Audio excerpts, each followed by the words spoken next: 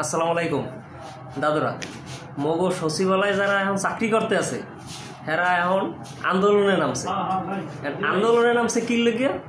আন্দোলন নামছে হেরা এখন যে নতুন সংস্কার আইতে আছে সেইতে হেরা ঘুষ খাইতে পারবে না।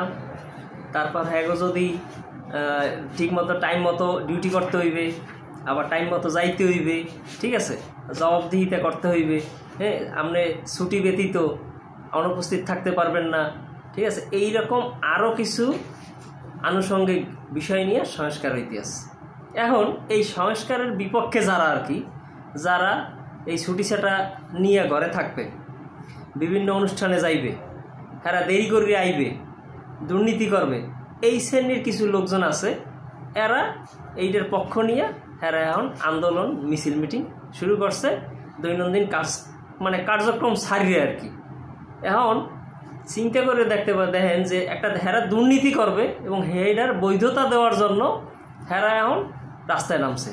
মানে আপনি দুর্নীতি করবেন এবং সেইটাতে সবাই সাপোর্ট দেবে, আর হের লোকে কি সেই জন্য হেরা কাজকর্ম সব বন্ধ করিয়া গেটের তালা ঝুলাইয়া সেই হেরা রাস্তায় নামে আন্দোলন করতে আছে।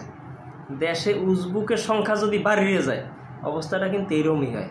মূর্খের সংখ্যাও যদি বাড়িয়ে যায় তাহলে এই অবস্থাই হয়।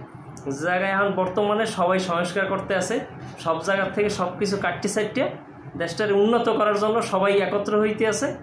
আর এই জায়গায় এক শ্রেণীর লোক এরা দুর্নীতি করবে, এই জন্য এরা আন্দোলন করতে আছে। এখন এগোর কী কইবেন আপনারা এই একটু চিন্তা ভাবনা করে দেখেন যে হ্যাঁ কী কওয়া উচিত। অবস্থাটা দেখেন, জায়গায় এখন সবাই একত্র হইতে চাইতে আছে, সবাই দুর্নীতিটারে আমরা না বলার চেষ্টা করতে আছি। সেই জায়গায় হেরা আরও করবে, এর লোকে আরও 2, 10, 5 জনের 20 জনের লইয়া এখন মিছিল মিটিং সমাবেশ করতে আছে।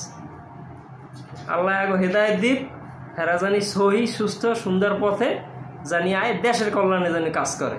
দাদু, আমরা আমার টাকা পয়সা দিয়েই কিন্তু হেরা চলতে আছে। আমরা যে ব্যাড ট্যাক্স দিই সেই দিয়েই কিন্তু হেরা চলতে আছে, খাইতে আছে, ফিরতে আছে। কিন্তু সরকার যে টাকা পয়সা দেয় হাতে হ্যাঁ হয় না, এসে আরও বেশি লাগবে, অনেক বেশি লাগবে। এই বেশি লাগার লোককে এখন হেরা আন্দোলনে নামছে। যাই হোক, হেরা জানি সুস্থ পথে সুন্দরভাবে আবার নতুন করে কর্মজীবন শুরু করুক, এইটাই চাই। আর নতুন যে সংস্কার হয়েছে এরাও জানি সবাই মানিয়ে নেয়।